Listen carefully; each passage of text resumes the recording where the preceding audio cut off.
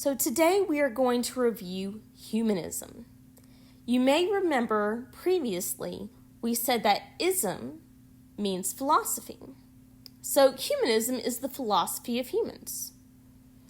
How did humanism develop?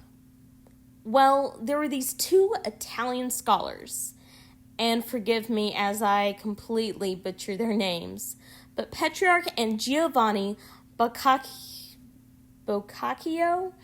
Anyway, these men were considered the first Renaissance humanists.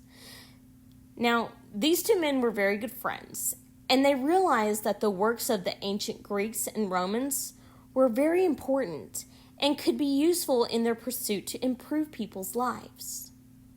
Remember, just prior to the Renaissance was the era of the medieval ages, also known as the Dark Ages. People were down and depressed after seeing all of that death and despair from the Black Plague. They needed something to lift up their spirits and so that they would see a bright future ahead of them. Anyway, the works of the Greeks and Romans were not widely available in Europe during the 1300s. So, in an attempt to find more classical Greek and Roman manuscripts, these friends began to search libraries and monasteries throughout Europe. Now, monasteries were places where you would find monks or people who devoted their lives to the service of the church. In these monasteries, you had most of the well-educated men of the country. This is where a lot of literature was created and where a lot of documents were actually stored. At this time, cities were developing and growing throughout Europe. Medieval thinkers often viewed cities as wicked places that could lead people astray. But the humanists believed cities were places where people could develop and use civic virtues such as justice, courage, and compassion. Because of this, cities would become an integral part in the development of the Renaissance. So, how did ideas from regions outside of Europe influence the Renaissance?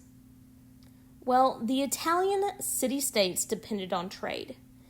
In fact, trade is what allowed these city-states to thrive. Their trade networks expanded to regions all around the Mediterranean Sea, many of which were controlled by Muslims. Contact with these areas not only brought wealth, but also contributed to the exchange of ideas between Christian Europe and the Muslim world. Now, Muslims had made many scientific and cultural advances. These advances included medicine, mathematics, geometry, and algebra, astronomy, which is the study of the stars, geography, and architecture.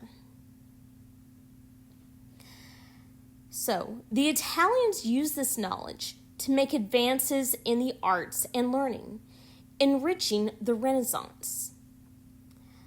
Now, there were also these Venetian trade routes into Asia that brought Italy into indirect contact with lands as far away as China. Because of this, Europeans became aware of the Chinese invention of block printing on wood and the process for paper making that the Chinese had developed. Now, these were very important to the development of the Renaissance era. Block printing eventually led to the development of the printing press, and the Chinese form of papermaking actually made literature a lot more available to the common person. Before then, writings might have been placed on stone or wood or papyrus or even leather.